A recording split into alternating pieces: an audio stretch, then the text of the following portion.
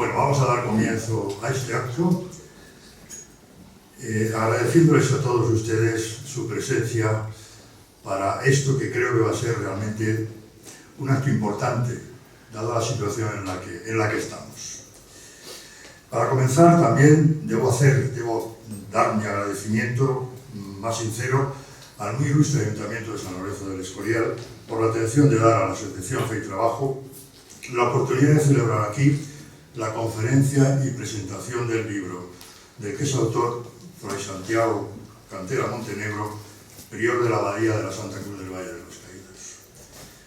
Ese agradecimiento lo quiero personalizar en don Francisco Herraiz, como concejal de Cultura de este Ayuntamiento, don Javier Montenegro, coordinador de la Casa de la Cultura, y también a su equipo de colaboradores que siempre nos distinguen prestándonos con su mejor afán el indispensable trabajo necesario para la preparación y desarrollo de este tipo de actos. Asimismo, quiero agradecer la presencia del párroco de San Lorenzo del Escorial, don Juan, también a los representantes, al prior y representantes de la comunidad agustiniana, a los representantes del Patrimonio Nacional y también a José Antonio Barabón Moreno, anterior delegado o concejal de Cultura de este Ayuntamiento. Y por supuesto también a mi amigo y concejal del Ayuntamiento, el actual concejal del Ayuntamiento de San Lorenzo del Escorial, don Carlos Zarco. Y por supuesto, daros las gracias a todos y a cada uno de vosotros por vuestra existencia.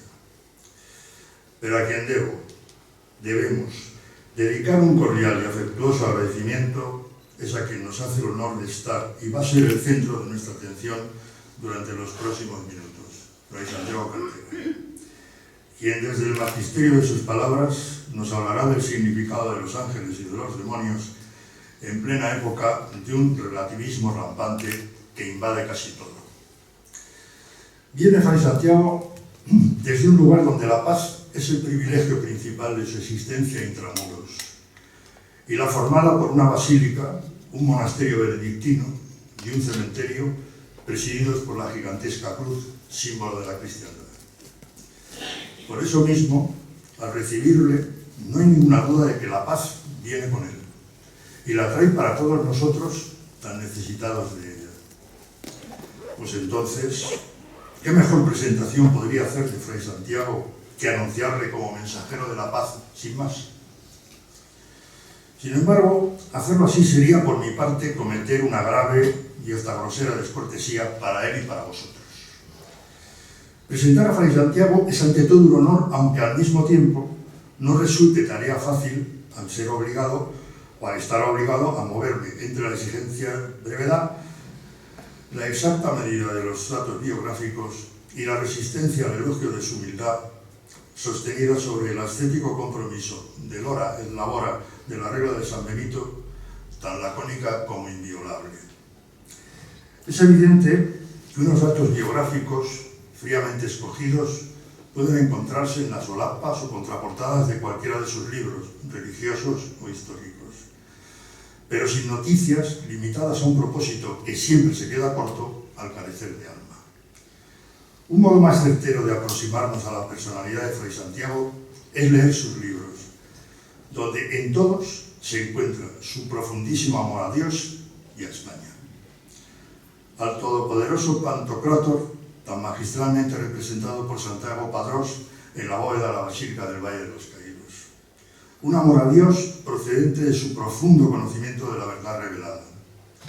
Y por otra parte, el amor a España, a nuestra patria, que viene dado por la hondura de su afán investigador como historiador tradicional, descubriendo y mostrándonos las raíces cimentadoras que sostienen la fundación de Hispania, las que proporcionaron a las sucesivas generaciones de españoles el misterioso espíritu de cohesión y unidad, forjador de un destino histórico universal, volcado hacia el Mediterráneo y hacia el Atlántico. De la faceta de escritor de este entrañable monje benedictino y doctor en Geografía e Historia de la Universidad Complutense de Madrid, destaco los siguientes libros de su más conocida producción literaria: Los monjes y la cristianización de Europa, San Bernardo o el medievo en su plenitud, La Virgen María en el magisterio de Pío XII, La crisis de Occidente, Hispania, España, el nacimiento de España, Así van a la muerte y Conciencia hispana en el reino visigodo de Toledo, entre otros. Pero en esta presentación dedicada a tratar de exponeros torpe y desordenadamente unos rasgos biográficos, quiero resaltar la potencia de su mensaje hablado que he encontrado siempre, siempre en sus homilías. Síntesis perfecta del significado del pasaje evangélico transmitido a la comunidad de fieles cristianos reunidos alrededor del oficiante de la misa del día. Quienes todavía no lo hayáis escuchado, no os lo perdáis, os lo recomiendo. Y es que Fray Santiago Cantera es, para quienes tenemos el honor de contar con su amistad y su afecto, el monje benedictino y hombre cabal, guía, referente y camarada ejemplar. El miembro de una comunidad de monjes que conocen perfectamente la misión que han de cumplir para los demás y para Dios desde la severidad de la oración y del trabajo. Hacerlo desde el maravilloso lugar del Risco de la Nava puede parecer para muchos un privilegio, lo es. Pero si previamente se reconoce o se sabe que un egregio poeta llamó trinchera enamorada de gestas heroicas a la Sierra del Guadarrama, lo fue y lo sigue siendo. No creo que sea necesario dar explicaciones sobre mi afirmación del hecho. Ángeles y demonios, criaturas espirituales, es un singular y extraordinario libro que reúne todas las características de una formidable producción literaria. Posee ágil y cuidado estilo gramatical, claro y preciso lenguaje, revelador y actualísimo interés, un riguroso y ordenado planteamiento de principio a fin, sin concesiones peliculeras ni aparatosos y falsos sensacionalismos. En resumen, es un libro necesario. Termino. Ahí lo tenéis a vuestra disposición, después de las palabras de Fray Santiago Cantera y del coloquio que la seguirá. Nada más. Fray Santiago, tiene usted la palabra.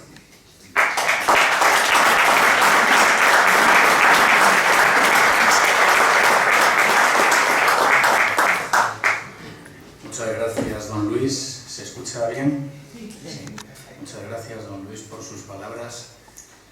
No sabía si meterme debajo de la mesa.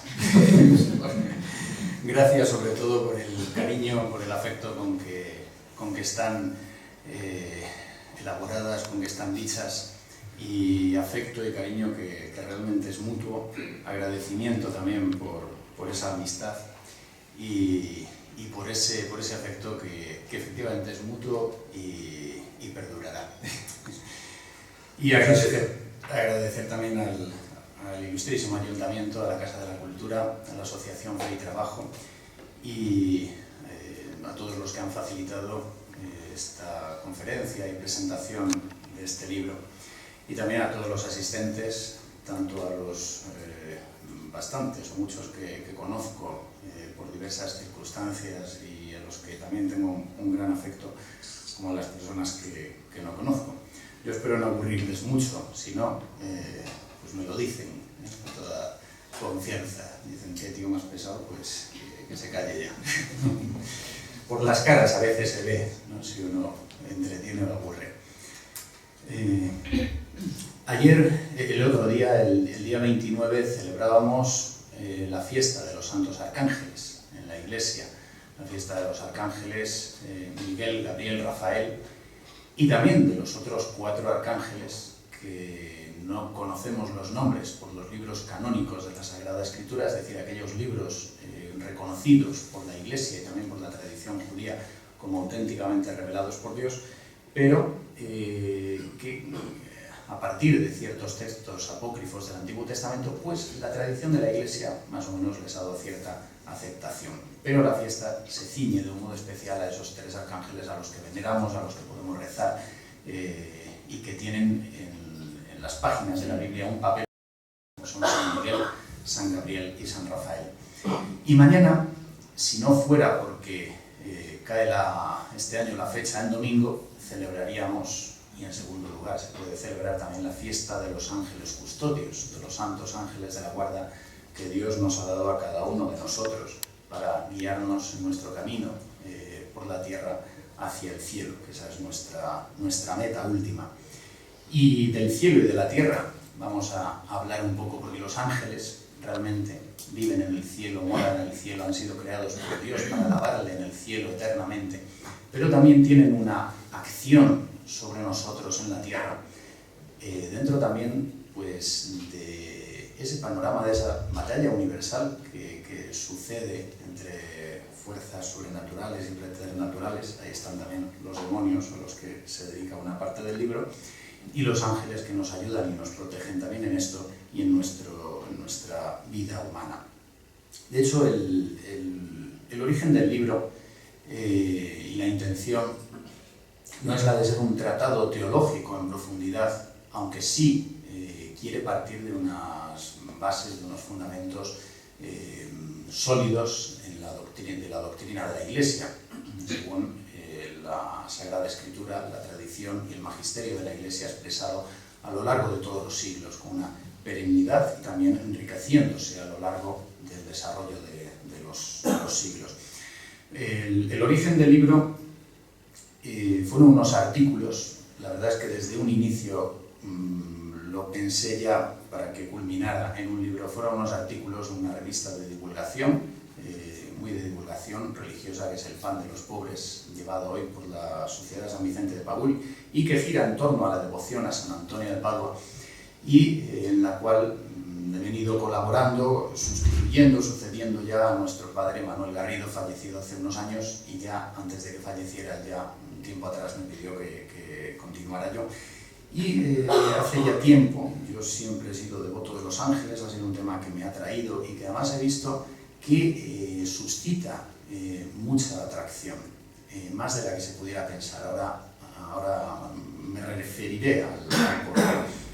Entonces, el origen son unos artículos de divulgación que luego ya, llegada la hora de diseñar un libro, pues consideré elaborar más, completar con otros artículos, otros capítulos, otras partes que no estaban incluidas, y retocarlo, mejorarlo para poder ofrecerlo ya como un libro al gran público, que pueda servir pues ciertamente a los teólogos, no como un libro de investigación, pero sí como un libro de referencia, un libro de síntesis, y que pudiera servir a cualquier fiel, a cualquier persona también que se interesase por el tema.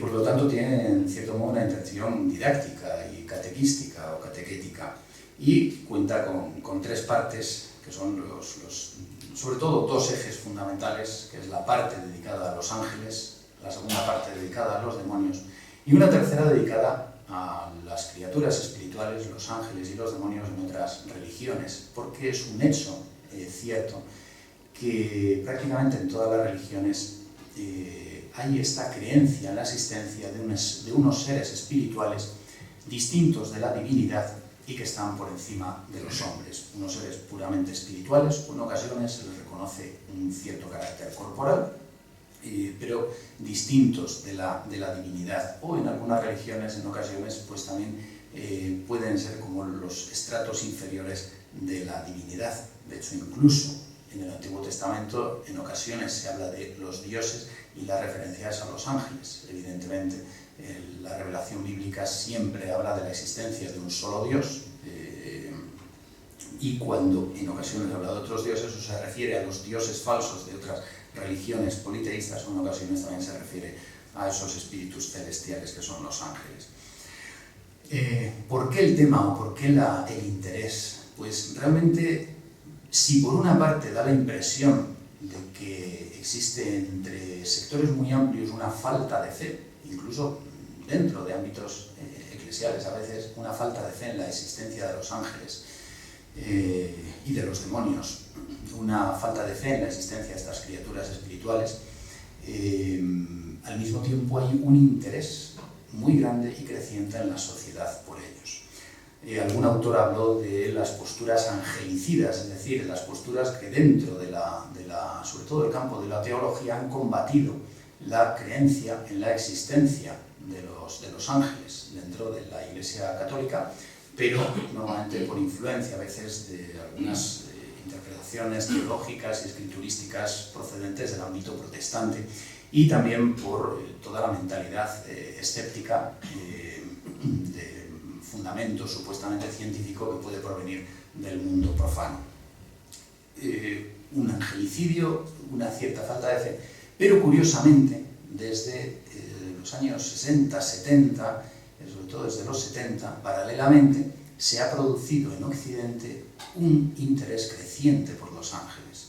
Un interés creciente que parte en muchas ocasiones de esa corriente neognóstica, sincretista, que hace una amalgama de diversas creencias espirituales y religiosas, como lo hacía el antiguo gnosticismo, y que es la New Age o Nueva Era, que si bien en Estados Unidos ya está en una fase de declive, en Europa todavía está en una fase de cierto crecimiento. Incluso podemos observar en algunas librerías, en muchas ocasiones, que en vez de una sección de religión, tiene una sección de espiritualidad, y normalmente es una influencia, quizá no consciente, de esta tendencia de la nueva era, que habla de espiritualidad pero no de religión.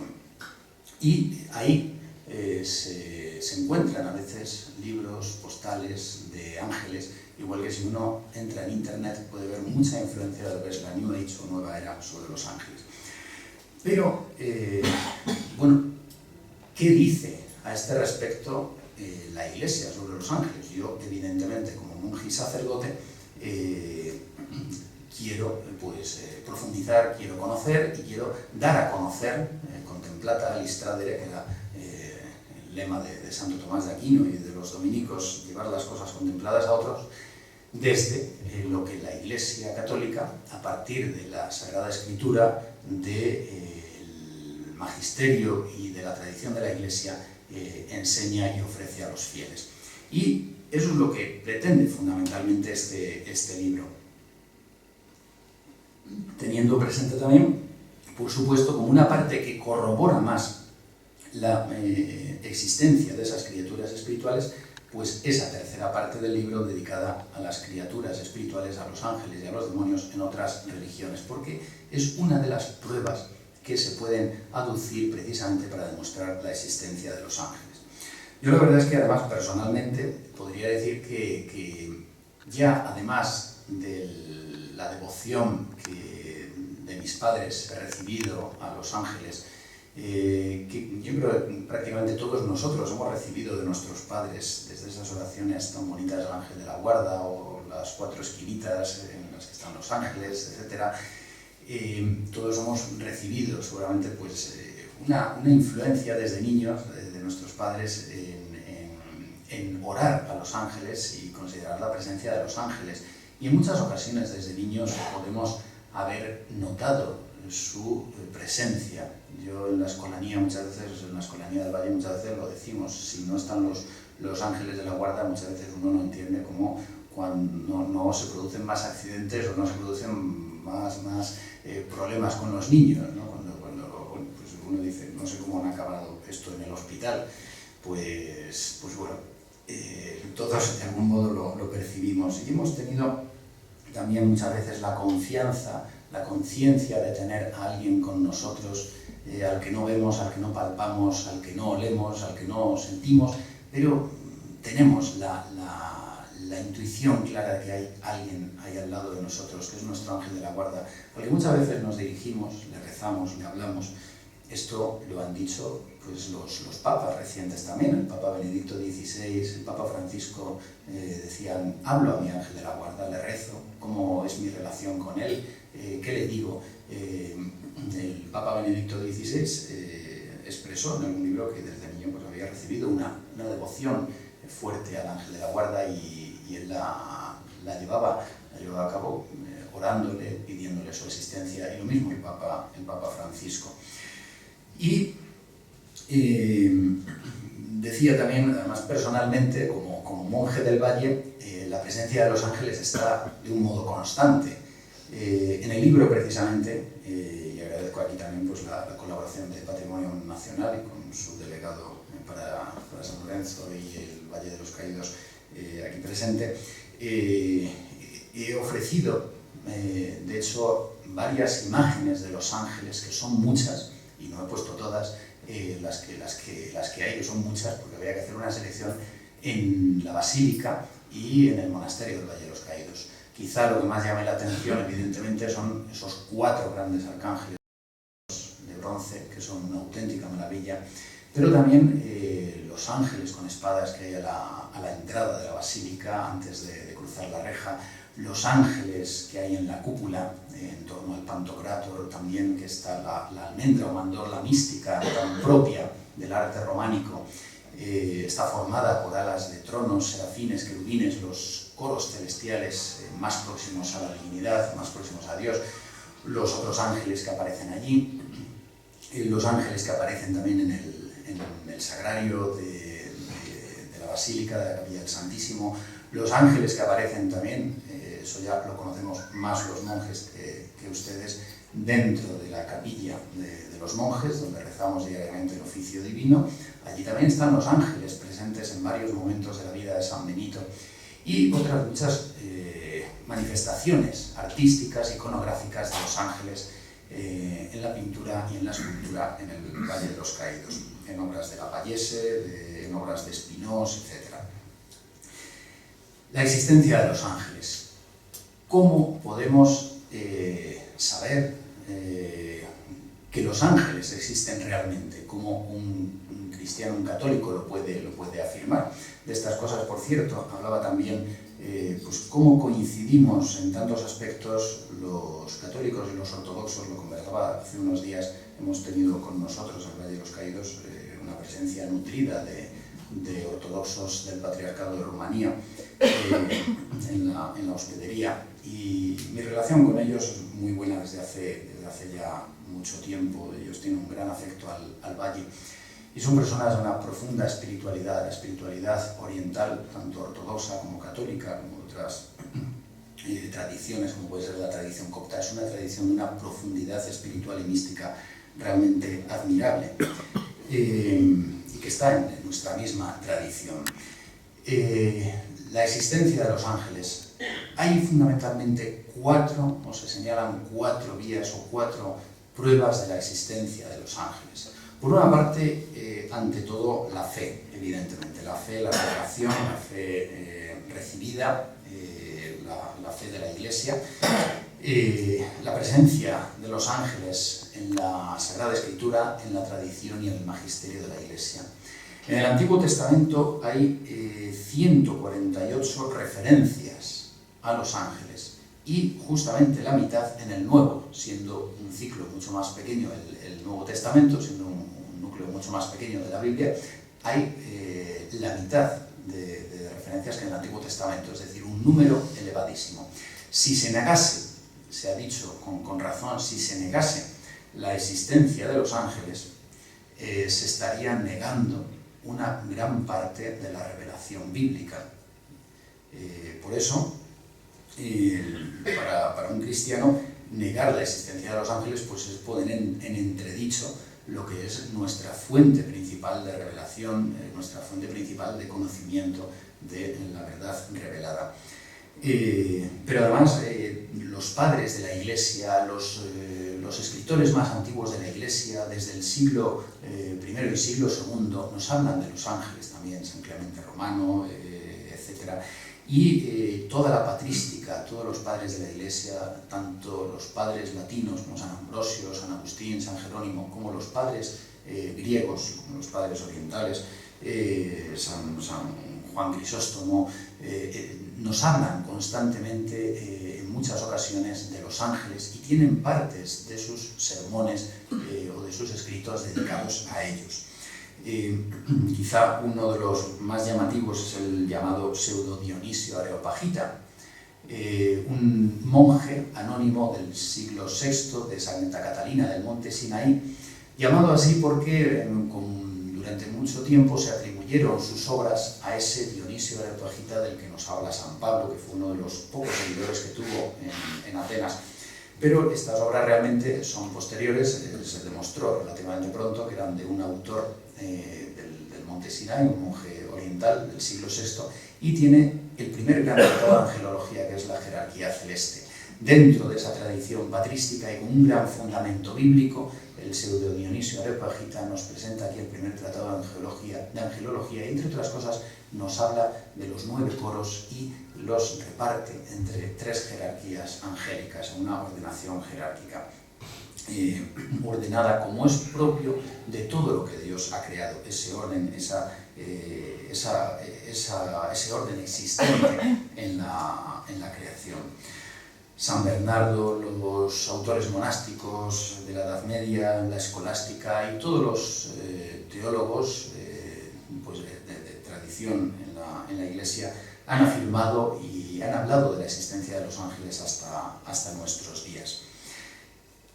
Yo, de hecho, en el libro también he querido añadir, como parece propio también de un monje benedictino, un capítulo dedicado a la presencia de los ángeles en la liturgia, en el culto divino, tanto en el rito latino o romano, en su forma ordinaria y en su forma extraordinaria, como en las diversas liturgias orientales, en los diversos ritos orientales, en el rito copto de Egipto y que pasa a Etiopía, en los ritos siriacos, en lo que es la Divina Liturgia de San Juan Crisóstomo, que es propiamente el rito bizantino, en los ritos maronitas del Líbano, en los ritos caldeos de los cristianos de Irak, etcétera, etcétera. La presencia de los ángeles tanto en los diversos ritos o liturgias occidentales, no solo en el romano, sino también en el ambrosiano, en el hispano o mozárabe o visigótico, en el cartujano, como en las diversas liturgias orientales están presentes. Y las liturgias orientales, que son muy ricas teológicamente, son normalmente celebraciones muy largas, la presencia de los ángeles es una constante, porque además les hablaba, ¿no?, en este sentido los ortodoxos y también los católicos orientales o los cristianos orientales en general, tienen un sentido muy místico, un sentido muy profundo de lo sobrenatural y de la presencia sobrenatural en las celebraciones litúrgicas, en la celebración eucarística, en la celebración de la misa y en la presencia en el oficio divino. La primera, por lo tanto, es la fe, la revelación, y también con toda la tradición de la Iglesia, incluida la liturgia como fuente del conocimiento teológico y el magisterio de la Iglesia. La segunda, en cierto modo, unida a ella, es la experiencia de los santos. No solo Jesucristo se nos dice de él en los evangelios, de su relación con los ángeles y de su batalla con el demonio, sino que también desde muy pronto la vida de los santos está marcada por la influencia benéfica de los ángeles a los que acuden, o incluso en ocasiones se nos habla de santos que han tenido las visiones de los ángeles, de su ángel de la guarda, que han dialogado con ellos, y también paralelamente a esa influencia y a esa relación benéfica con los ángeles buenos o los ángeles santos, también la batalla con los ángeles caídos o rebeldes que son los demonios, desde su jefe, Luzbel, Lucifer, Satanás, hasta los otros muchos demonios que le acompañaron en su rebelión contra Dios. En este sentido, la vida monástica, la vida de los monjes, desde muy pronto está impregnada de esta conciencia de la presencia de los ángeles y de los demonios. Desde la vida de San Antonio Abad, el padre de los monjes, el primero de los padres del desierto en el siglo IV, aparece en su vida, escrita por San Atanasio, esa presencia del demonio combatiendo al monje que se retira al desierto para buscar solamente a Dios, y también la presencia de los ángeles que le ayudan y lo sostienen. La tercera prueba sería la lógica o racional. Hay también una prueba, igual que existen pruebas de la existencia de Dios con el uso de la razón, y el Concilio Vaticano I, del siglo XIX, el Concilio Vaticano I, nos enseña que a través del uso de la razón, por el conocimiento de la naturaleza, por el conocimiento de la creación, todo hombre puede llegar al conocimiento de la existencia de Dios, no con toda la profundidad de cómo se le conoce, cómo sabemos que es Dios, el Dios amor, el Dios Trinidad, etcétera, etcétera, que nos ofrece la revelación cristiana, pero sí a la existencia de un Dios único y verdadero. Sí se puede llegar a través del uso de la razón por el conocimiento de la naturaleza, de la creación. Esta es una verdad que siempre se ha afirmado dentro de la Iglesia Católica. El Concilio Vaticano I se asentó como una verdad mucho más fundamentada ya, y de todas esas pruebas de la existencia de Dios. Pues, de un modo semejante, es sobre todo Santo Tomás de Aquino, en el siglo XIII, el doctor angélico, como de hecho se le llama por su penetración en todo lo que es el conocimiento y la exposición de lo que son los ángeles. Santo Tomás de Aquino, de un modo especial, es quien nos ofrece esta prueba lógica o racional de la existencia de los ángeles. Y es una prueba que parte del orden jerárquico en la naturaleza. Todos observando la naturaleza, podemos ver que existen, en primer lugar, unos seres inanimados, los seres minerales. Por encima están ya los seres vivos, los cuales pasamos al orden de los vegetales, por encima el de los animales, ya con una capacidad sensitiva. Por encima está el hombre, con una capacidad racional, como un ser con alma y cuerpo, un ser al mismo tiempo material y espiritual, estrechamente unidos los dos elementos. Y aquí es donde plantea Santo Tomás, y en ese orden perfecto de la creación pasaríamos ya directamente del hombre, que es a la vez material y espiritual, a Dios, que es el espíritu puro por antonomasia.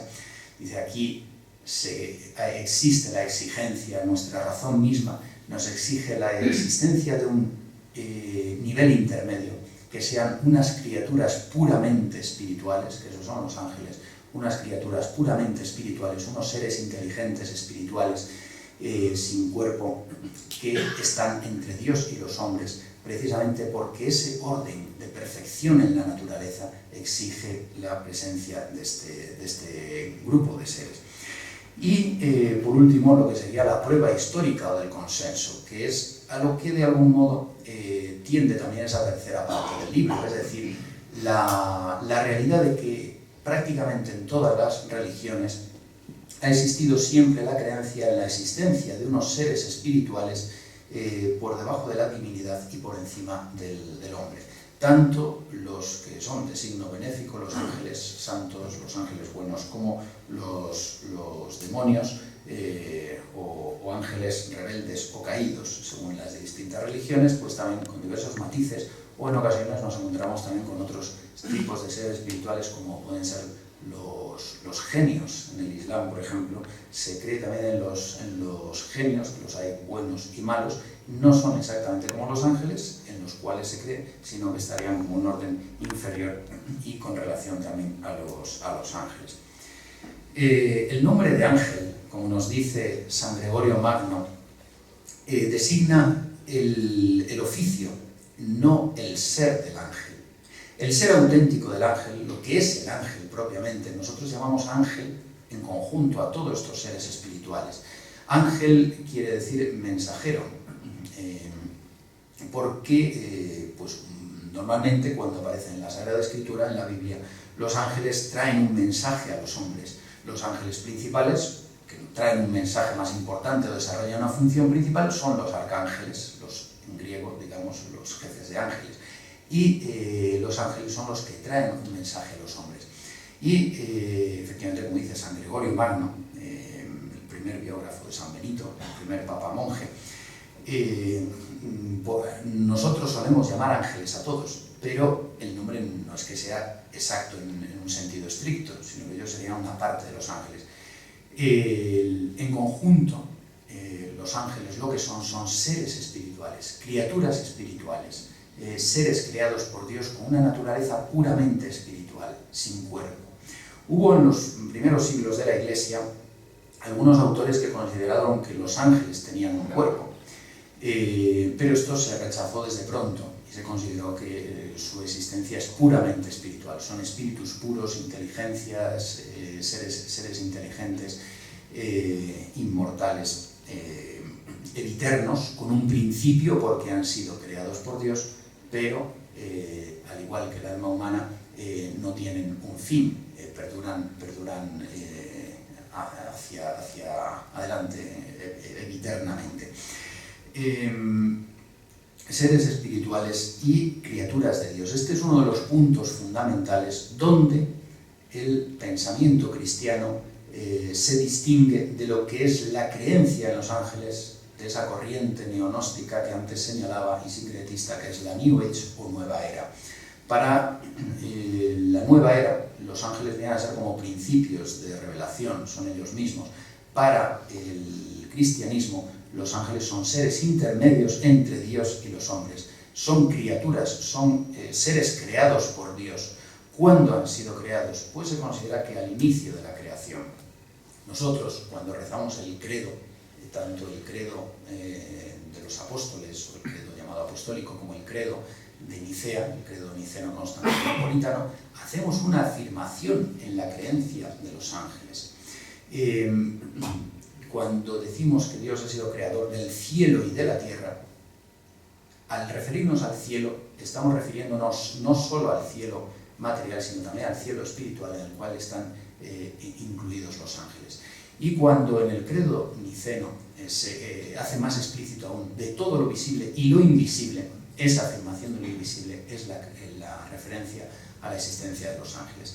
Creados al principio de los tiempos, al inicio de la creación, cuando se entiende en la exégesis del Génesis que la referencia también a que Dios creó los cielos y al inicio, y también la separación de los ángeles buenos y los ángeles malos, se suele entender que es la separación también entre el día y la noche, entre la oscuridad, entre las tinieblas por una parte y la luz por otro. Sería ahí cuando normalmente la teología católica suele considerar muy al principio también, que es cuando se produce la rebelión de los ángeles malos, de los ángeles rebeldes, de los demonios, que llamamos a partir de un término griego también, cuando se produce esa rebelión porque Luzbel, el ángel más bello, el ángel más perfecto creado por Dios, se rebela contra Dios, en un acto de soberbia y de envidia. Por lo tanto, los ángeles son seres espirituales, su número es incalculable, es inmenso, no infinito, porque lo infinito es lo propio de Dios, pero sí un número inmenso, de acuerdo con la revelación bíblica que nos habla de miles y miles y miriadas de ángeles y su número incontable. El tema de los demonios, o del demonio, decía Baudelaire, también este escritor francés, que la gran argucia, el gran triunfo del demonio es hacernos creer que no existe. Y esto San Juan Pablo II lo repetía también, y decía, nos ha hecho creer que no existe.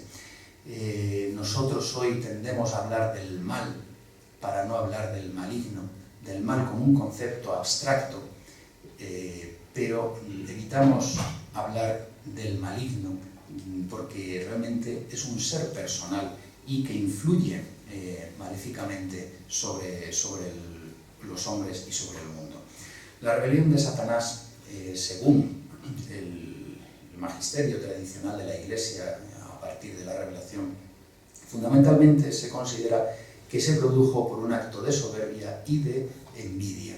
De soberbia por querer ser como Dios o ser más que Dios, por no aceptar su condición de criatura, su condición creatural, y de envidia fundamentalmente hacia el hombre, porque normalmente la tradición de la Iglesia ha considerado que esta rebeldía se produciría cuando Dios diera a conocer a los ángeles, revelara a los ángeles que el Hijo, Jesucristo, la segunda persona de la Santísima Trinidad, iba a asumir la naturaleza humana, se iba a hacer verdadero hombre sin perder su divinidad, para elevar la condición del hombre, para redimirnos el pecado antes de que se produjera y para elevar la condición humana. Y ante esto es cuando considera la tradición de la Iglesia que Luzbel se rebelaría porque no aceptaría que el hombre, que por naturaleza es inferior al ángel, quedara en un grado superior al hacerse Dios verdadero hombre, al asumir en la segunda persona de la Santísima Trinidad la naturaleza humana. El demonio, a ese Dios hecho hombre, tendría que rendirle pleitesía, tendría que rendirle honor, tendría que doblegarse ante él, tendría que obedecerle, tendría que rendirle honor. Y esto es ante lo que se negaría y produciría la rebelión. De ahí esa envidia permanente que el demonio y los otros ángeles que le arrastró, conforme a la tradición de la Iglesia, esa envidia que manifiestan al hombre. Y de ahí que San Pablo nos hable también de que nuestra lucha no es contra hombres de carne y hueso, no es contra los poderes, sino que es contra las potestades, los principados, contra seres espirituales. Porque los demonios, por envidia al hombre, están combatiendo constantemente al hombre, por envidia al hombre, tratando de apartarle del proyecto de Dios sobre el hombre, que es un proyecto de salvación, para poder apartarle de la salvación y buscar su condenación. Y de ahí que, desde el primer pecado, la presencia del demonio es constante en un intento de torcer el plan de Dios sobre la creación, el plan de Dios especialmente sobre el hombre, que es un plan de dignificación del hombre, de elevación del hombre, de divinización del hombre a través de la gracia. Y el demonio trata siempre de apartar al hombre de ese camino, buscando apartarle definitivamente y buscando su condenación. De ahí que a lo largo de los siglos pues se constata realmente esa batalla espiritual. En esto, la religión de los antiguos persas, que hoy permanece en núcleos muy pequeños de lo que es Irán, han estado muy perseguidos, sobre todo desde la época de Jomeini, pero ya antes, y en algunos núcleos también en la India, los llamados parsis, o en otros núcleos que han ido por otras partes del mundo, son la herencia de la antigua religión de los persas, de lo que se ha llamado el mazdeísmo, como en la fusión de lo que son las doctrinas de Zoroastro o Zaratustra, que nada tienen que ver con lo que luego expuso Nietzsche en su libro Así habló Zaratustra. Es la doctrina de Zaratustra y que combinada con otros elementos de la antigua Persia, configura lo que es la religión mazdeísta, la religión de los antiguos persas, y que le mantienen estos grupos, consideraba desde una perspectiva dualista, es decir, que había dos orígenes, dos principios en el origen, uno bueno y uno malo. El cristianismo solo habla de un principio bueno, que es Dios. El mal es una privación del bien, es una negación del bien. Pero hay un punto coincidente, ciertamente, entre estas doctrinas, o un punto en el que podemos decir que el Zoroastro y el mazdeísmo acertaban, y es que afirmaban la existencia de una gran batalla universal entre las fuerzas del bien y las fuerzas del mal, entre las fuerzas del bien encabezadas por el principio del bien, Ahura Mazda u Ormuzd, y las fuerzas del mal encabezadas por Ahriman. Y tanto las criaturas espirituales, el mazdeísmo persa, el zoroastrismo, el mazdeísmo, tiene una creencia muy fuerte en la existencia de los ángeles y de los demonios. Esa batalla se produce a un nivel espiritual, pero esas criaturas espirituales influyen sobre la realidad de los hombres. En este sentido, pues podemos decir que tenemos una coincidencia grande con ellos, aunque, ya digo, separándonos en que nuestra interpretación de la realidad es una interpretación monoteísta de un único principio del bien, de un único Dios, mientras que el mazdeísmo parte de un dualismo. Pero hay ese punto coincidente, y por eso San Pablo dice realmente que nuestra batalla es contra esas fuerzas espirituales. Pero si hay esa acometida de las fuerzas espirituales del mal, también nos recuerda siempre la Iglesia que tenemos de nuestro lado las fuerzas espirituales del bien, los ángeles, los santos ángeles fieles a Dios, que le han obedecido, le han permanecido fieles, que están dedicados constantemente a su alabanza, a su adoración, a su amor, que Dios nos ha dado a cada uno de nosotros un ángel cuyo rostro está viendo el rostro del Padre Celestial, como dice nuestro Señor Jesucristo cuando se refiere a los ángeles de la guarda de los niños de un modo especial, pero también a los de todos los fieles. Pues nosotros podemos tener esta confianza de que estas criaturas espirituales buenas nos sostienen, nos arropan, nos acompañan. Y por eso nosotros debemos tener también esa confianza con los ángeles. Debemos acudir a ellos, hablarles, rezarles, como hacían los santos, como nos han instado a hacer los papas, y de un modo especial los papas recientes. San Juan Pablo II tiene toda una serie de catequesis, que recojo en el libro, dedicadas a los ángeles y a los demonios. El Papa Benedicto XVI, que solía hablar en muchas ocasiones del tentador o del maligno, y de un modo especial el Papa Francisco es quizá curiosamente el Papa que más está insistiendo últimamente en la existencia y en la influencia del demonio, y paralelamente también en nuestro deber de recurrir a los ángeles buenos, a los ángeles santos, a San Miguel Arcángel. Precisamente ahora, cuando he estado en Roma, en el Congreso de Abades de la Orden Benedictina, he visto la estatua dedicada a San Miguel Arcángel para proteger el Vaticano, que han consagrado juntamente el Papa Francisco y el Papa Benedicto XVI. Bueno, pues acudamos a nuestros ángeles, confiemos en su ayuda, confiemos en su asistencia, superando nuestros temores a los demonios y sabiendo que están ahí, que, como decía al principio, aunque no los palpemos, aunque no los toquemos, aunque no los olamos, no los gustemos, con los sentidos no podamos alcanzarlos, sabemos que están ahí y muchas veces notamos su presencia benéfica sobre nosotros. No quiero alargarme más para dar ocasión, si quieren, a preguntas. No quiero incidir mucho en los aspectos de los demonios o los aspectos que a veces pueden traer más interés o traer mucho más morbo, como aludía, de hecho, don Luis al inicio. Normalmente hoy los libros se escriben en el ámbito católico, bastantes libros sobre el demonio, y muchas veces pues están sobre todo dedicados al tema de los exorcismos, las posesiones diabólicas, que son una realidad, pero muchas veces pues puede dar la impresión de que buscamos un poco más el morbo, en vez de fijarnos quizá en todo lo que es el trasfondo teológico, el trasfondo doctrinal y el trasfondo también de vida, de hacer vida nuestra fe, que podemos realizar realmente al acercarnos a esta realidad de estas criaturas espirituales de los ángeles. No me alargo más por si quieren realizar algunas preguntas.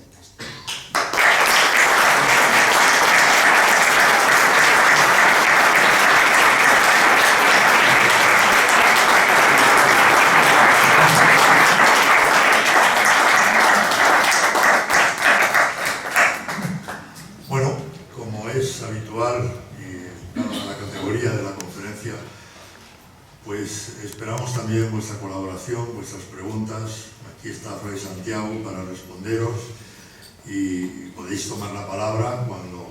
Bien, de acuerdo. Vamos a empezar. Enrique, que creo que ha sido el primero, Enrique Garza. Muchas gracias. Padre, yo me quería hacer una pregunta en dos planos, en un plano social y en un plano individual. En el plano social es lo siguiente: cuando una sociedad oprime la religión al ámbito de la estrictamente privado, se da paso o abre caminos al maligno. Y en el plano estrictamente individual, por circunstancias de la vida, he tenido ocasión de asistir una vez en Madrid a una misa de sanación que dio Patrice Islam, y luego en Medjugorje he estado en 2 o 3. Y me ha quedado siempre esa duda de realmente la misa de sanación es una forma de liberar en ese momento, en ese acto, digamos, la influencia del mal sobre el individuo o el fiel que está participando de estas misas, que son ciertamente desconocidas para parte de los fieles. Muchas gracias. Pues a la primera pregunta, desde luego yo pienso claramente que sí. Vamos, no es solo que lo piense yo, sino que es pensamiento en general de la Iglesia, ¿no? Pero yo de hecho dedico también una parte del libro, un capítulo, una parte dedicada a los demonios, a la acción de Satanás en la historia y como bueno, esa acción se intensificará también, o se intensificará al final de los tiempos. Normalmente el odio a la fe, que se traduce en persecuciones de lo más violentas, sea desde el ámbito del pensamiento o más aún cuando se plasma ya claramente también en una forma de cárcel o formas sanguinarias, suele llamar la atención la violencia y el ensañamiento con que se produce. Y es algo que está como más allá de la maldad propia a la que pudiera llegar un simple ser humano. Entonces se hace evidente como que hay una fuerza muy grande, más allá del hombre, que está incitando a esa forma en que sale todo lo peor del hombre, y más aún que algo que da la impresión de que el hombre no sería capaz. Desde los tiempos de la antigua Roma, las persecuciones, las primeras persecuciones que se sufren en el cristianismo, en los relatos de algunas actas martiriales bien documentadas, porque a veces también pues, existen actas posteriores y un poco elaboradas literariamente y quizá con elementos legendarios, pero en actas bien conocidas de veracidad histórica, nos llama la atención muchas veces en muchos martirios el ensañamiento con que se trata a los mártires cristianos, el salvajismo. Pero eso ha sido una constante a lo largo de los siglos y que llega hasta los martirios tan tremendos que se han sufrido en el siglo XX por parte de los totalitarismos, fundamentalmente del comunismo en todos los países donde se ha instaurado, y también el nazismo en Polonia, en Alemania, en otros países ocupados. O lo que hoy vemos también protagonizado por el Daesh, por el Estado Islámico, el ensañamiento tan salvaje. Uno dice, aquí realmente hay algo que está latente detrás. Y cuando una sociedad, además también conscientemente, busca apartarse de Dios, busca apartarse de un orden moral objetivo, busca darse por sí mismo una norma moral, cuando prescinde de un orden moral superior que se atiene no solo a una revelación, sino incluso a la propia naturaleza humana, a lo que Dios ha inscrito en el corazón de los hombres, que es la ley natural, hoy se niega la ley natural, pues evidentemente todo eso abre puertas a la influencia del maligno. En nuestros tiempos lo estamos constatando esto, y evidentemente cuanto más se aparta el hombre de Dios, más abre las puertas a la acción del demonio. Cuanto más se acerca a Dios, más se le cierran las puertas. En cuanto a la segunda pregunta, hoy dentro de... es curioso, sucede un poco lo que decíamos de los ángeles, desde esas posturas angelicidas y que niegan la existencia de los ángeles, o incluso en sectores de la Iglesia a veces pues hay una falta de fe en la existencia de los ángeles, cuando es una verdad revelada. Es decir, un católico no puede decir creo o no creo en los ángeles, tiene que creer, porque es parte del depósito de la fe. Pero hay sectores, hay a veces ámbitos dentro de la Iglesia que niegan la existencia de los ángeles, y paralelamente hay ese retorno de los ángeles, en parte a través de la New Age o Nueva Era, como decía. También con relación a los ángeles sucede un poco lo mismo. Sucede eso que dice Baudelaire, el mayor ardid del demonio, el mayor engaño del demonio es habernos conseguido hacer creer, que hayamos creído que no existe, que lo repetía San Juan Pablo II, pero también, y se niega muchas veces la existencia del demonio, incluso, digo, en algunos sectores dentro de la Iglesia, ya no solo a nivel externo, a nivel social, pero paralelamente también pues ha habido todo un interés por el demonio, por una parte por las películas, quizá le parece que me voy por las ramas, pero no, para que vaya al objetivo, ¿no? A través de películas, todas las películas que ha habido desde exorcismos, desde el exorcista, el exorcismo de Emily Rose, etcétera, etcétera, hay un interés en la sociedad, incluso la novela propiamente en línea de New Age de Dan Brown, Ángeles y Demonios, que poco tiene que ver luego con el tema, pero hay un interés no solo por los ángeles, sino por los demonios. Además, los demonios causan también un poco de morbo, la figura del demonio. Sectas satánicas hay muchísimas, no solo desde la gran iglesia de Satanás, creada por LaVey, que es el creador del satanismo moderno en Estados Unidos en la segunda mitad del siglo XX, hasta que murió en los años 80, es la más fuerte, sino que hay multitud de sectas satánicas, cuanto más pequeñas, más peligrosas, pues porque el hombre realmente busca, cuando una sociedad se aparta de lo religioso o pierde el sentido de lo religioso, busca otras formas de religión, porque está ahí en el hombre. Entonces hay como un retorno de los ángeles, de los demonios también.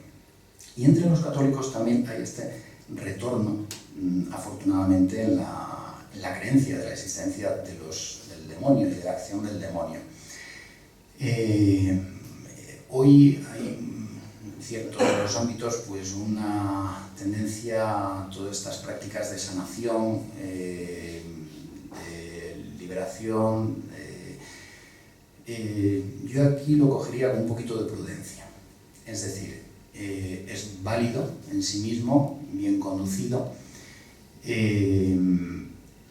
Por una parte hay que afirmar la existencia del demonio y la existencia de realidades como son la posesión diabólica y otras formas de influencia diabólica, como es la infestación, la obsesión, la tentación, que es la que más veces se nos olvida y es la más peligrosa de todas realmente, pues la tenemos todos los días, pero como no se manifiesta de formas tan llamativas, no nos llama tanto la atención. Hay que afirmar todo esto, pero tampoco hay que caer en creer que todo es del demonio.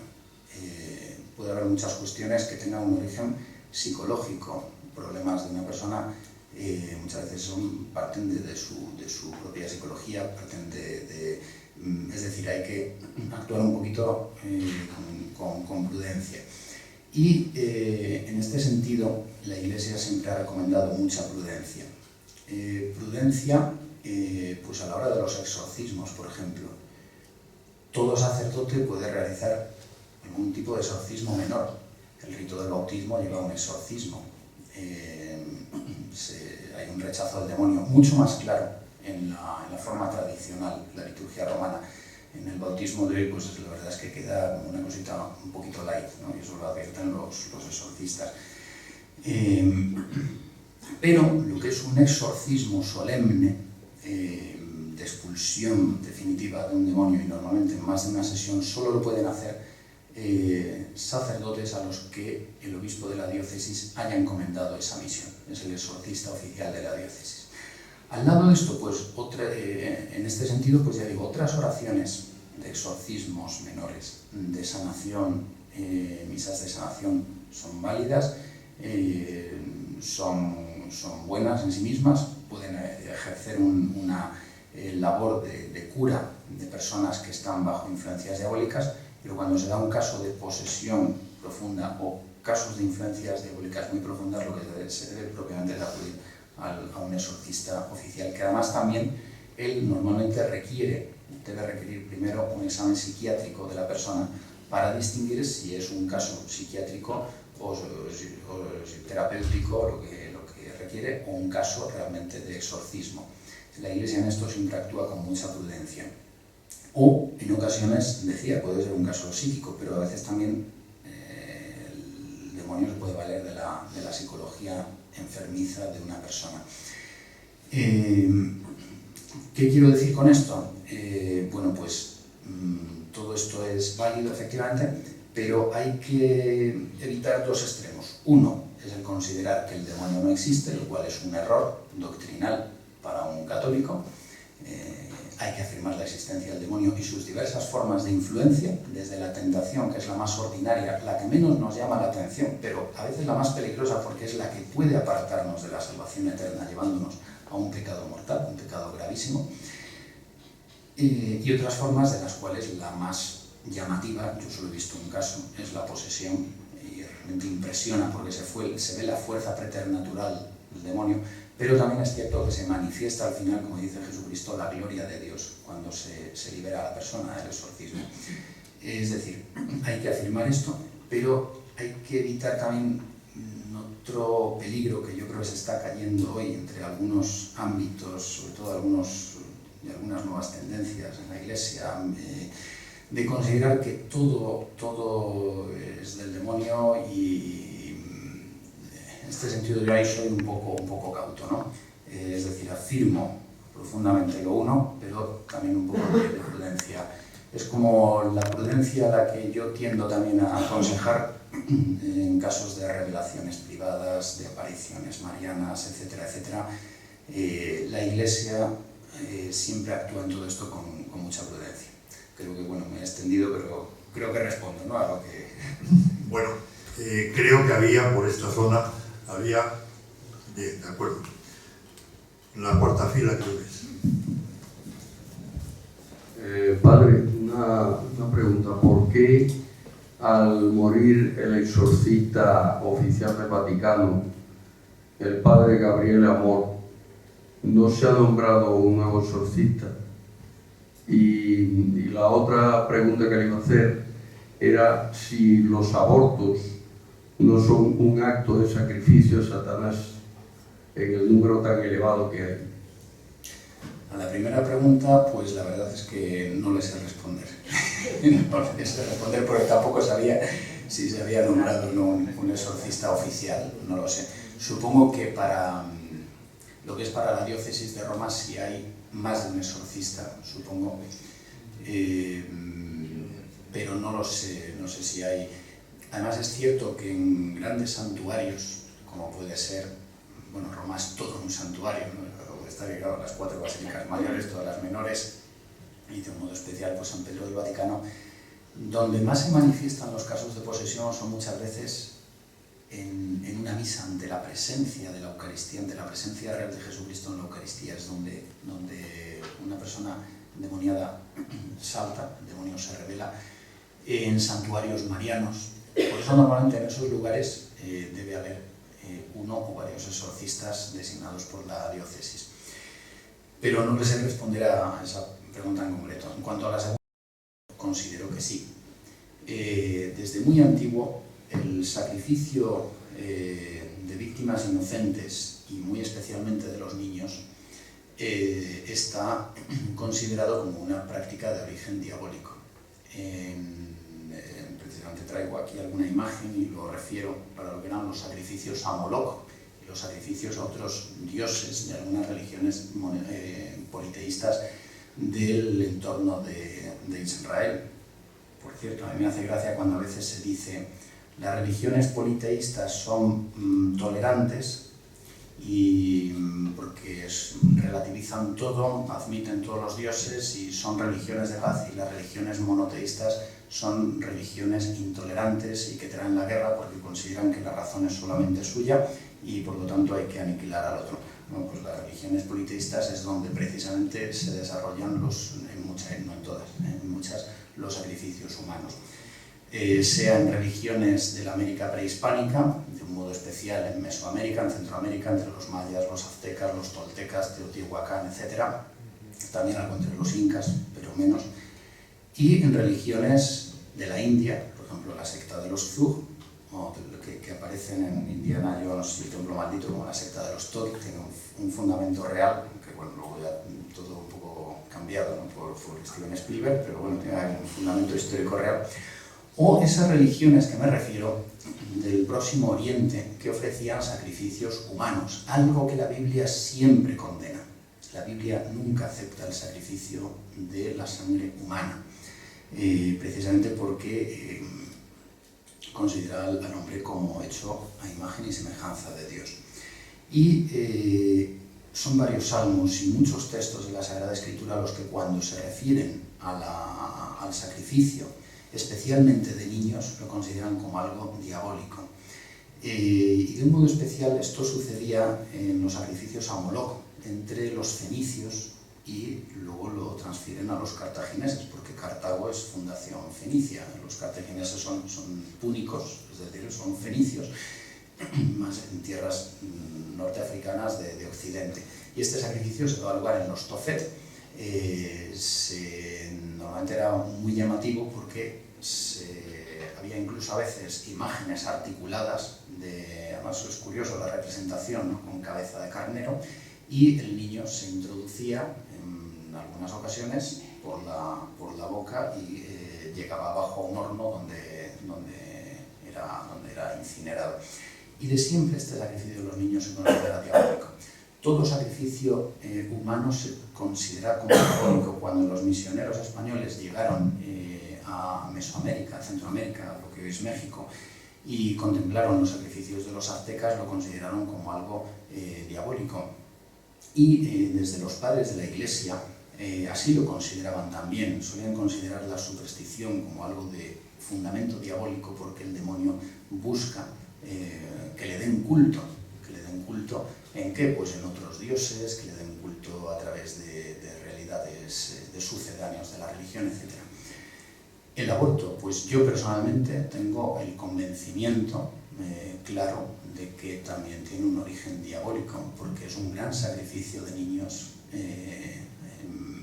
¿Y por qué lo requiere el demonio? ¿Por qué requiere estos sacrificios humanos? Pues por esa envidia al hombre que antes decíamos. El demonio, de hecho todas las sectas satánicas buscan, si pueden, víctimas humanas para sus sacrificios. Si no los tienen, buscan animales, normalmente gatos u otros animales, pero buscan, si pueden, víctimas humanas, preferentemente de chicas vírgenes, a las que utilizan en las misas negras como sobre el altar, y niños. ¿Por qué los niños? Porque la inocencia, la pureza de los niños es algo que nos habla de la pureza de Dios, nos habla de la bondad de Dios, de la limpieza de Dios, de la simplicidad de Dios. Por eso el demonio tiene un odio visceral al hombre, por esa envidia al hombre, porque ha sido elevado por Dios a través de la segunda persona de la Trinidad al asumir la naturaleza humana, pero de un modo especial a los niños. Y por eso yo pienso que sí, que efectivamente es un auténtico holocausto, ¿no? Es decir, esto es políticamente incorrecto, pero me da igual. Yo tengo que decirlo y lo digo. Considero que sí, que el aborto tiene un trasfondo diabólico y supone, consciente o inconscientemente, la mayor parte de las personas, no pienso que lo hagan conscientemente, lógicamente, pero supone un verdadero sacrificio de sangre humana inocente, de la cual solo se beneficia Satanás. Pero quería hacer alguna pregunta. Buenos días, quería hacerle dos preguntas. ¿Podría usted explicar un poco más sobre la soberbia de Luzbel? Y la segunda, ¿sabemos más o menos cuántos exorcistas oficiales hay en España? La primera, sobre la soberbia. Bueno, la soberbia es el primero de todos los pecados. Lo es para el hombre y lo es en el mundo de las criaturas. ¿Por qué la soberbia o por qué la humildad? La humildad fundamentalmente la humildad parte de la aceptación de nuestra condición de criaturas, sea en el ángel o sea en el hombre, de aceptar que hemos sido creados por Dios, de aceptar que Dios está por encima de nosotros, que nosotros tenemos una relación de dependencia, que Él nos ama como ser providente, como Padre amoroso, ama a sus criaturas, incluso con entrañas de madre, que quiere nuestro bien, pero que nosotros debemos aceptar pues lo que recibimos de Él, lo que Él quiere para nosotros, la forma en que Él quiere nuestro bien, aceptar que Él está por encima de nosotros. Esto es la humildad. La humildad hace referencia al humus, a la tierra, porque el hombre o el ángel también reconocen su condición inferior a la de Dios. La soberbia nace de cuando esto no se acepta, y por eso nos dice la Sagrada Escritura que es el primero de todos los pecados. También nos dice otro texto que es la codicia, la avaricia. Pero es que en realidad la codicia, la avaricia nace de la soberbia. Todos los pecados capitales, primero vicios, la soberbia, pero todos son una forma de manifestación de la soberbia. Y la soberbia de Satanás es el no aceptar su condición de criatura, el no aceptar que Dios esté por encima de él, el no aceptar también tener que dar honor y culto, como decía antes, a Dios hecho hombre. La soberbia del demonio es esto, no aceptar su condición de criatura, su condición de dependencia respecto de Dios creador que le ha creado, que ha buscado su bien, porque Dios cuando crea al ángel, lo mismo que cuando crea al hombre, busca su bien, y de aquí nace el pecado angélico. Es un pecado hecho con toda la voluntad, el tema del entendimiento y la voluntad de los ángeles, con libre albedrío. El ángel tiene libre albedrío. La diferencia que hay entre el pecado del hombre y el pecado del ángel es que el ángel, al tener un conocimiento superior, por ser su naturaleza superior a la del hombre y tener una contemplación, una posibilidad de contemplación de Dios superior a la del hombre, también conoce que su acto de rebeldía, su acto de pecado es mucho más grave, digamos que puede conocer más la gravedad de su pecado, y por eso el pecado del ángel es de una vez para todas. La decisión del ángel de mantener su fidelidad a Dios o a rebelarse contra él es de una vez para todas, mientras que el hombre, al estar más mediatizado por su sensibilidad, por su condición también corporal, su capacidad de discernir a la hora de pecar es más reducida, y por eso Dios pues, le está concediendo constantemente ocasiones de arrepentimiento, de conversión, de vuelta hacia él, mientras que el ángel decide de una vez para todas. Y la segunda, el número exacto de exorcistas en España no lo sé. Hay diócesis que tienen, diócesis que no tienen, depende a veces de los obispos. Madrid, por ejemplo, tenía 1 y hace unos años el cardenal Rocco nombró 8. Creo que en la actualidad se han reducido algo. Y otras diócesis, Barcelona, por ejemplo, tiene 1, no sé si alguno más. Hay diócesis que tienen y diócesis que no tienen, pero número exacto no sé decir. No me queda claro si los demonios o los ángeles se rebelan contra Dios. Es una contradicción, porque ya están reconociendo que existe Dios, y existe Dios y se supone que los ha creado. ¿Cómo pueden ponerse o equipararse de igual a igual? Los ángeles efectivamente conocen la existencia de Dios, no necesitan ese mismo, creo, porque lo conocen, y conocen que es superior, pero quieren asimilarse propiamente a él. De algún modo saben que no pueden ponerse por encima de él, pero es a lo que aspirarían. Es como el demonio también trata su embestida a lo largo de la historia, la embestida de Satanás contra la Iglesia, con fuerza, porque sabe que, conforme a las profecías de la Sagrada Escritura, la Escritura tiende a un fin que es el triunfo definitivo de Jesucristo al final de los tiempos, la parusía, la segunda venida, y el triunfo definitivo de Cristo. Sabe que esa profecía existe y sabe que el tiempo lo tiene contado, y él trata de darle la vuelta al curso de la historia, y por eso su embestida también crece a medida que avanza la historia. Pues un poco semejante, ¿no? Los demonios saben que Dios existe, saben que está por encima de ellos, pero se rebelan contra esa condición. No sé si me explico o no. Sí, complicado. Perdón, luego. Sí, se oye. Bueno, llamándome Ángel, pues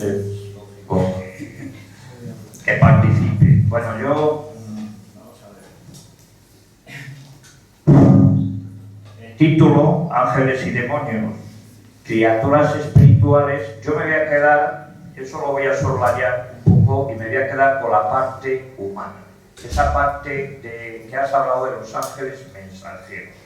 Esos ángeles que pululúan alrededor nuestro y que nos van trayendo las cartas, los mensajes de arriba, por así decirlo, a través de los acontecimientos que nos suceden cotidianamente. Bien, hasta ahí todo perfecto. Yo a veces sé diferenciar y veo el ángel bueno y veo el ángel malo. Otras veces no lo tengo tan claro y otras veces se producen discusiones entre ellos mismos y yo. Y a veces pienso que el bueno, el ángel bueno no es tan bueno y el malo no es tan malo. Me gustaría que me humanizases un poco la conferencia. Bueno, es que puede ser también, como decía antes, ¿no? Los ángeles y los demonios existen, influyen en nuestra vida, están presentes y están presentes en el curso de la historia, pero no todo es puramente angélico, sino que también existe la realidad humana, donde se debate a veces lo nuestro y podemos ver que no todo es tan bueno ni tan malo, es porque a lo mejor lo que está jugando ya no es lo que nos esté a lo mejor incitando un ángel bueno, un ángel malo, sino que es nuestro propio razonamiento, nuestro propio entendimiento y nuestra propia conciencia. Es decir, estaríamos en un plano más humano, ¿no? Es lo que decía antes. Hay que afirmar la existencia de los ángeles y de los demonios, pero tampoco considerar que todo es los ángeles o los demonios, ¿no? Pues cuando normalmente se produce un poco este debate y vemos, pues puede ser porque lo que estamos es ya dentro de nuestro razonamiento, dentro de nuestro entendimiento, y está actuando nuestra conciencia, que nos decanta un poco más por un lado o por otro. No sé si respondo más o menos a la pregunta. Sí. ¿Alguien más, por favor? Pues Aquí, yo quería preguntaros, a ver, un poco la opinión. Sí. Sobre el libro este, es que me lo ha recordado ahora comentar, pues bueno, cómo actúa y cómo la mayor argucia es hacernos creer que no existe, ¿no? Satanás, en el libro, yo lo leí hace ya mucho tiempo, de las cartas del diablo a su sobrino, realmente a mí es que me impresionó. O sea, hubo un momento en que dije, paro y no sigo. Y quería un poco ver, porque yo creo que es que refleja bastante, creo que es de Carl Lewis, ¿no? Sí, Lewis, ¿no? sí. Quería saber un poco si realmente eso está fundamentado, era como un poco la idea, pero que realmente yo es que cada vez me doy más cuenta de que tiene toda la razón. Yo creo que tiene un fundamento sobre una realidad existente, pero que al mismo tiempo también pues utiliza también un recurso literario, ¿no? Muchas veces los literatos recurren a un argumento o algo aparentemente como, no digamos anodino, sino a un argumento concreto, en unas figuras concretas, en unos personajes, pero para transmitirnos una realidad muy profunda. Bueno, pues desde las grandes obras como El Quijote hasta otras, o obras de los grandes autores rusos del siglo XIX, como un Dostoyevsky o un Gogol, los hermanos Karamazov, por ejemplo, pues refleja todo lo que es una realidad como de dos opciones dentro de la Rusia del siglo XIX, dos tipos humanos y dos tipos de pensamiento, y otros elementos más. Pues de un modo semejante yo creo que podemos decirlo para este caso, ¿no? Hay unos recursos literarios, pero se está reflejando una transmisión de un pensamiento y de una realidad. No sé si respondo más o menos. Bien. ¿Alguna pregunta más? ¿Algún comentario más? quería preguntar si los padres del desierto, sobre todo el sector culto que hablaba el griego, consideraban principalmente en el problema del mal, daban más importancia a los logismos o pensamientos o realmente a los diablos o demonios de los que estamos hablando. Es una buena pregunta. Cuando uno lee los apotegmas de los padres del desierto y los libros que transmiten su pensamiento, de un modo especial las obras de Bagrio Póntico y luego su transmisión a Occidente, que son las de Juan Casiano, se lleva un poco la doble impresión, ¿no? Y una impresión muy grata con respecto a la capacidad de discernimiento que tenían estos hombres desde el punto de vista espiritual y al mismo tiempo psicológico. Yo la impresión que tengo al ponerme en contacto con esta parte de la tradición monástica, de la primitiva tradición monástica de los padres del desierto, es que ellos consideran las dos realidades y hay casos en que se inclinan más, porque suelen ser luego bastante concretos en los casos que narran. Hay casos en que se inclinan más por una influencia diabólica o de los ángeles buenos y otros casos en los que se inclinan más porque es algo que deriva de los propios pensamientos humanos, de la propia psicología. A mí me llama la atención que los padres del desierto son grandes psicólogos de su tiempo, pero al mismo tiempo conocen también la realidad de los ángeles y de los demonios y su influencia sobre el hombre, o como en ocasiones a lo mejor esa realidad preternatural, los ángeles y los demonios, se valen también de la psicología humana. ¿Por qué llegaron a este conocimiento tan profundo tanto de la psicología humana, pero vamos, modernísima, unos diagnósticos impresionantes, como de la realidad de esa realidad espiritual y sobrenatural y preternatural de los ángeles y los demonios? Pues todos los monjes a lo largo de la historia han podido conocer ambas realidades, pero ellos de un modo especial, que fueron los que quizá primero lo experimentaron, al retirarse al desierto literal, porque muchas veces los monjes hablamos de desierto, pero es un vergel de naturaleza, nos referimos al desierto como un lugar solitario de encuentro con Dios, pero que a lo mejor es un vergel de vida natural, de agua, de luz, de verdor. Pero los padres del desierto se retiraban al desierto auténtico, al desierto de arena que nos imaginamos en las películas, al desierto de Egipto, al desierto de Nitria, al desierto de Natrum,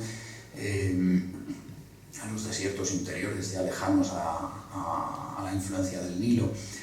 En el Congreso de Abades precisamente he podido conocer y tratar a uno de estos padres del desierto de nuestros días, porque allí la vida monástica en Egipto, entre los coptos de Egipto, está teniendo un reverdecimiento impresionante, con monasterios de 140 y 200 monjes. Ha habido un padre del desierto de nuestros tiempos, ¿no? En el 2006 o 2007, el padre Matalmaskin, y este es su sucesor, el monasterio San Macario, que vive ininterrumpidamente la vida monástica desde el siglo IV. Uno se maravilla ante ello.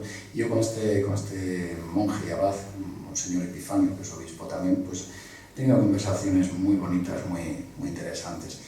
Y hablábamos, entre otras cosas, de esta capacidad de discernimiento que tenían los antiguos padres del desierto y el por qué también llegan a ellas. Claro, cuando un hombre se retira en comunidad o en solitario al desierto, en solitario le asaltan todos los pensamientos. Ahí el hombre se encuentra ante sí mismo. Incluso cuando puede tener una aparente ausencia de Dios, se encuentra consigo mismo y su naturaleza se revela, le sale lo mejor y lo peor de su psicología y llegaron a tener un discernimiento muy claro y también advierten la influencia de las fuerzas preternaturales. Y en comunidad también uno se conoce a sí mismo y conoce a los otros, porque en una comunidad relativamente cerrada, como es una vida monástica, pues defectos de la psicología humana salen y afloran, y en la convivencia salen y afloran y chocan en muchas ocasiones, y ahí se puede ver la capacidad de curación o no curación psicológica y espiritual. Entonces yo creo que los padres del desierto tienen en cuenta, mi conclusión con la lectura de ellos, esa doble faceta, a la vez la psicológica, humana, y también la preternatural de la influencia del demonio. Ellos, normalmente los vicios capitales los personalizan en demonios, de un modo especial ese pecado, vicio capital, ese mal pensamiento de la aceria, que es un estado de disgusto, desánimo, es una mezcla de pereza, y sobre todo lo que tiende, es como una mezcla de otros vicios capitales o malos pensamientos, pero que tiende sobre todo a la inestabilidad, que es, como ha dicho un abad francés, el abad de San Mandril, que es de nuestra congregación de Solesmes, es el mal de nuestro tiempo, ¿no? ¿Por qué? Porque hoy la sociedad está inmersa en un mar de inestabilidad psicológica de las personas, de inconstancia, que se ve en todos los ámbitos, en los matrimonios, en las vocaciones religiosas y sacerdotales, en el ámbito laboral, etcétera, etcétera. En la actitud ante la vida, cada vez más quizá con las generaciones más jóvenes, la inconstancia y la inestabilidad. Eso era la antigua acedia, la idea de abandonar, de cambiar constantemente, que produce un gran daño al hombre. Bueno, pues los padres del desierto supieron ver la parte diabólica que había en esto, le llamaban el demonio meridiano o demonio del mediodía, porque normalmente atacaba a esa hora más molesta del desierto, con el calor, con el hambre, y la parte psicológica que hay dentro de uno mismo. Hoy me refería a este monasterio de San Macario y estos monasterios coptos, igual que en el siglo IV, estos monasterios viven igual, tanto la vida cenobítica o comunitaria, con estas grandes comunidades, y allí donde hay cristianismo hay desarrollo. Este monasterio ha conseguido dar vida y trabajo en aquella zona, incluso es el mayor productor de dátiles de todo Egipto, y bueno, un poco por las ramas quizá, ¿no? Pero hay esa vida comunitaria y hay vida eremítica. Hay monjes ermitaños, en Occidente tenemos ermitaños y órdenes semi-eremíticas como los cartujos o los camaldulenses, pero los ermitaños de Egipto viven como vivían los padres del desierto del siglo IV, normalmente relativamente cerca de un monasterio, pero vida solitaria en pleno desierto. Y allí el hombre es capaz de experimentar tanto la presencia de Dios y de sus ángeles como la presencia de los demonios, y al mismo tiempo de conocer su propia realidad psicológica y natural.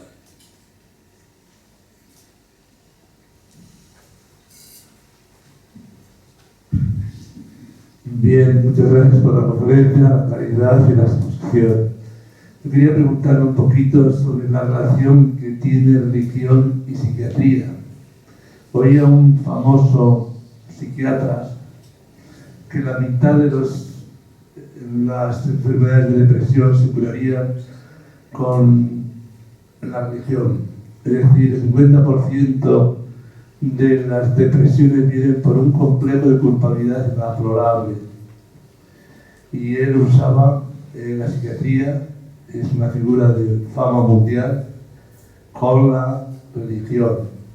A mí más de una ocasión me dijo: usted escucha, eres padre, eres tiempo, eres comprensión. Entonces, ¿qué relación debe tener? Y a veces, como muchas veces olvidamos uno de los dos aspectos, bien olvidamos la religión o bien olvidamos la psiquiatría para la curación de esos temas, de esas enfermedades, que son parte, un poco, influencia de los ángeles, parte, un poco, influencia de los demonios. Efectivamente, yo creo que la religión puede ayudar, y la vida espiritual puede ayudar mucho a curación de males psicológicos e incluso de males psiquiátricos. Ayuda sobre todo porque, por una parte, da una visión completa de la vida, pero una visión que además es esperanzadora. Muchas veces se ha tachado al cristianismo como de crear precisamente ese complejo de culpabilidad que bien entendido nunca crea ese complejo de culpabilidad obsesivo, sino de reconocimiento de la propia humildad ante la grandeza de un Dios misericordioso y amoroso que levanta, recoge al hombre, lo levanta. Entonces le aporta esperanza. Muchas de las depresiones, la depresión es un estado que lleva a la desesperación, y la religión ofrece esa esperanza en un Dios que es amor, que es misericordia y que quiere elevar al hombre.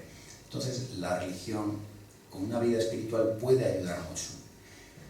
Hay casos y casos también, porque también, claro, evidentemente hay enfermedades mentales que tienen una raíz.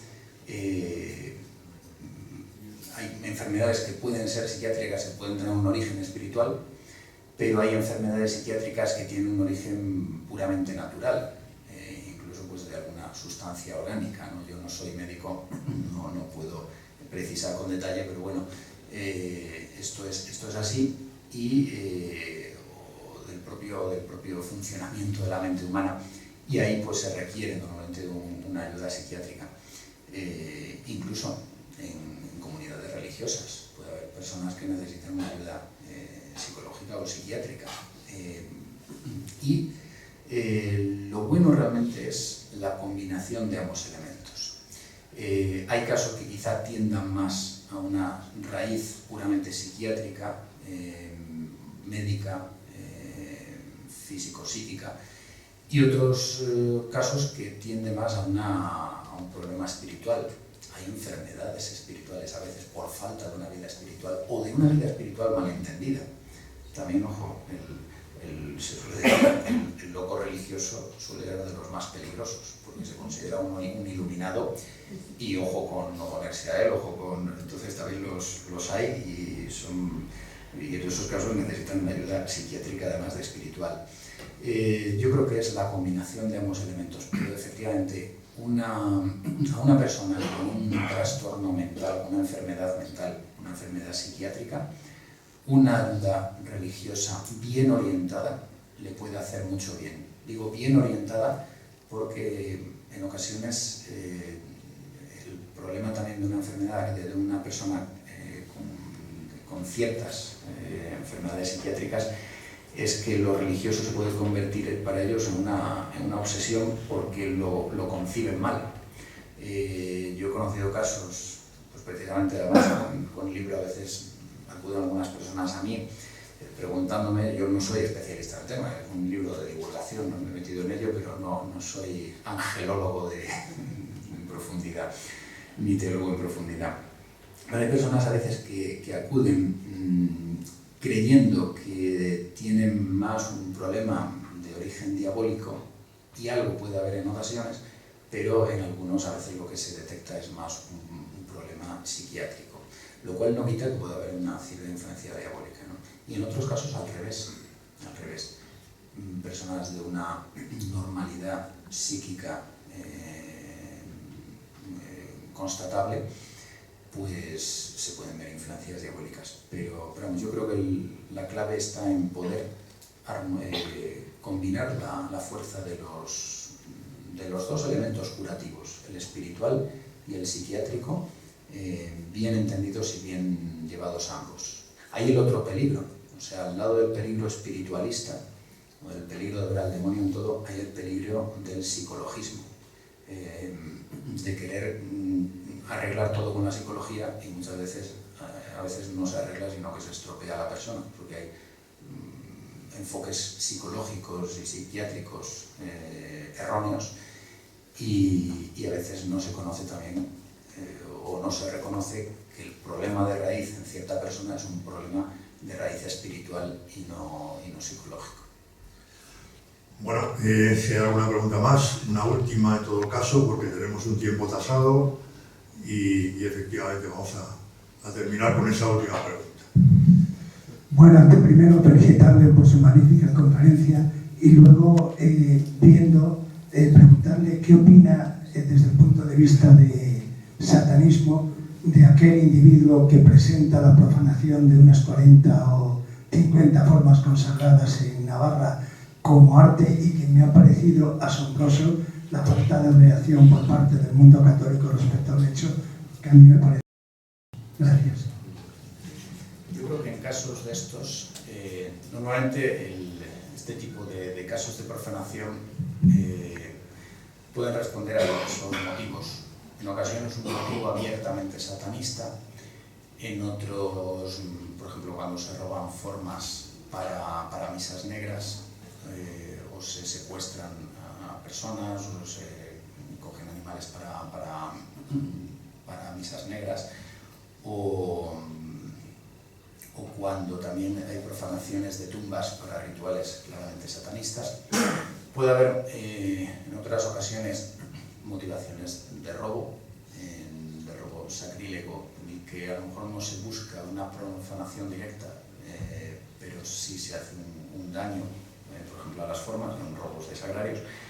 Y luego hay otras que pueden tener un trasfondo, un origen más ideológico.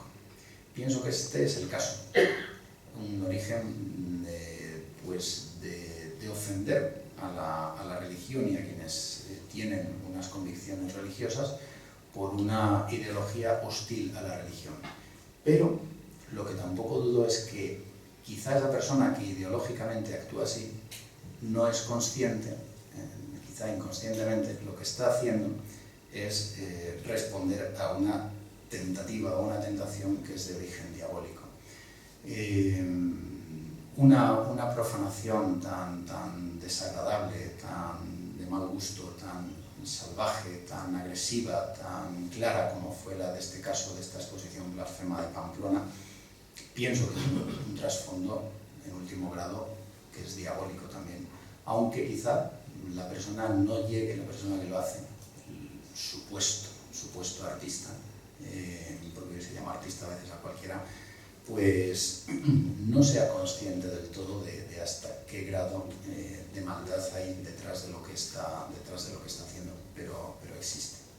Y sí, es cierto, muchas veces lo lamentable es que los católicos tenemos miedo, ¿no? Tenemos miedo a hablar, tenemos miedo a actuar, a ver si nos van a denunciar, a ver si nos van a criticar en los periódicos, a ver si dejamos solo muchas veces a uno cuando se tiene que enfrentar a los tribunales por unas declaraciones que ha hecho, o cuando un obispo habla, pues en un silencio en otros sectores católicos.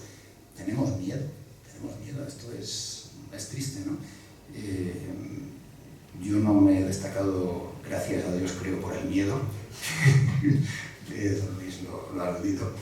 Sí hay que ser prudentes, evidentemente, y respetuosos también con las personas, pero no tenemos que tener miedo. O sea, ¿qué fue lo que dijo San Juan Pablo II cuando salió al balcón, recién nombrado Papa? No tengáis miedo.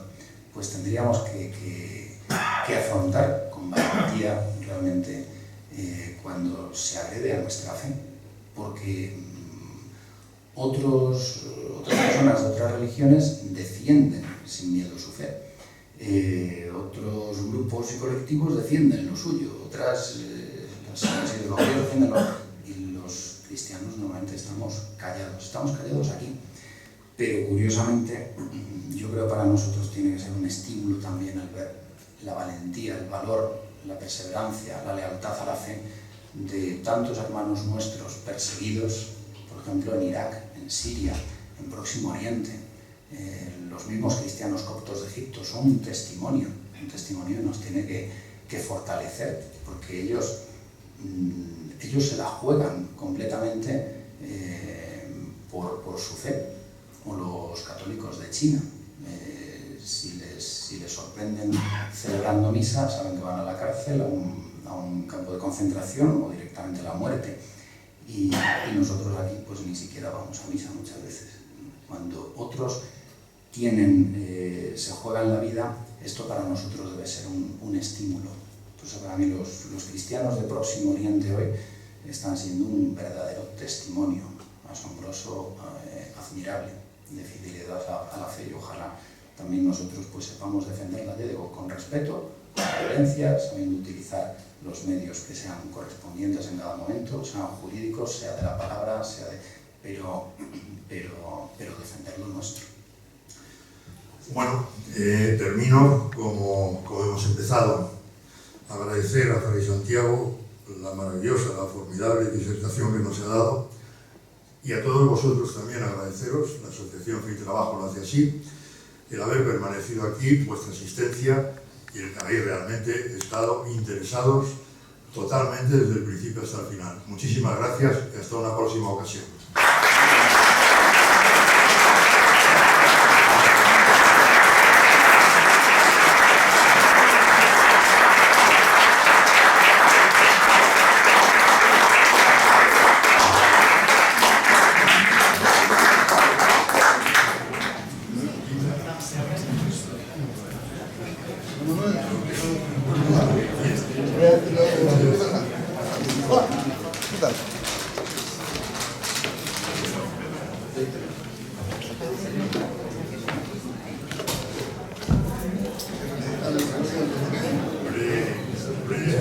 La influencia de Nuestra Señora en Los Ángeles, que es donde...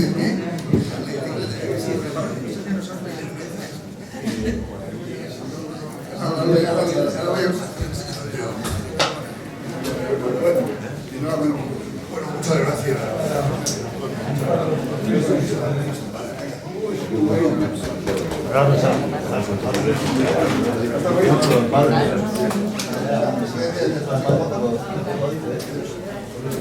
Santiago. Hasta luego. Santiago. No encuentro el discursito ese que me dijiste tú.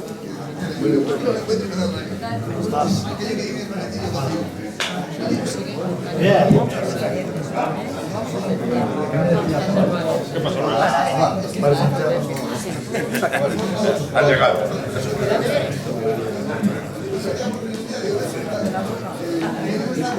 De frío.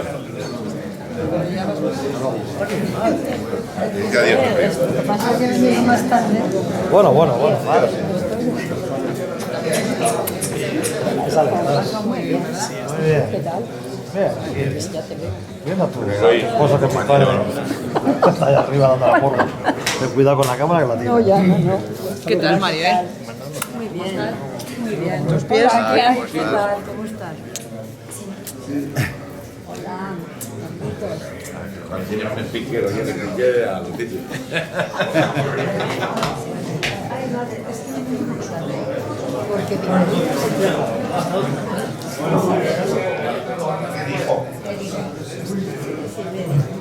Hasta luego, Carlos. ¿Qué tal? ¿Cómo estáis? ¿Cómo estás? Sin parar. ¿Qué tal? ¿Está bien? ¿Qué ha pasado eso? Es que no lo he visto nada. Bueno, mándamelo. Sí, vuelvo y Muy divertido.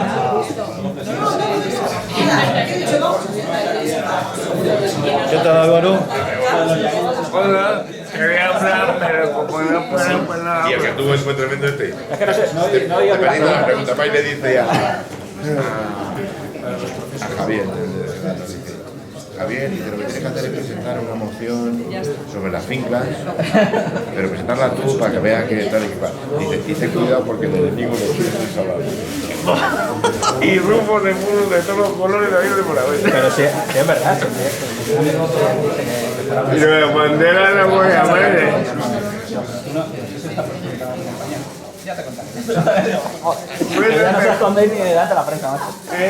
Y lo de bandera no voy a ver.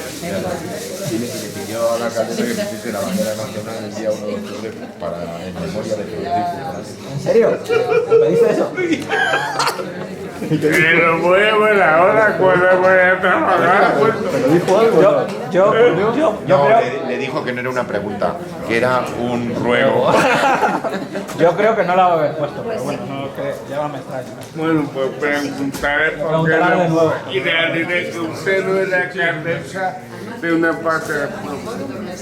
Pero bueno, estuvo muy bien. Yo no pensaba que hablar tanto, lo que pasa es que claro, después. Sí. Los 3 puntos. Ya, había alguna vez. yo iba a sacar alguna económica para el viernes, luego cuando estuve viendo, lo del clima, eso es que hay imposible, eso es imposible que es muy complicado. Quiero decir, porque apenas lo hablamos, el problema es la gestión. Claro, todo estaba en claro, es que no había propuestas concretas, entonces claro, ya te digo, pues, ¿qué cuenta? No, porque claro, ellos dicen, no, me lo quitas encima, porque esa es la realidad. Sí. No tengo que hacer nada, y si no tengo que trabajar. Oye, ¿sabes que nos han concedido 5 millones y pico a la Comunidad de Madrid? 5,5. Sí, eso era. El segundo por lo que más. El primero Villalba y el segundo son los de Corea. De toda la comunidad. Porque no entiendes que tú... Pero van a utilizar parte para la deuda. No, pues no pueden utilizar nada. No se puede. Sí, sí, el 25%. No puede. No puede ser. Desde la ley. Que no. Yo creo que no se puede. Que no se puede. Tiene que utilizar para 4 financieramente años. sostenible también. Para 4 años. No. No, esto no lleva lo de financiero sostenible. O sea, que vale para pago corriente. Puedes hacer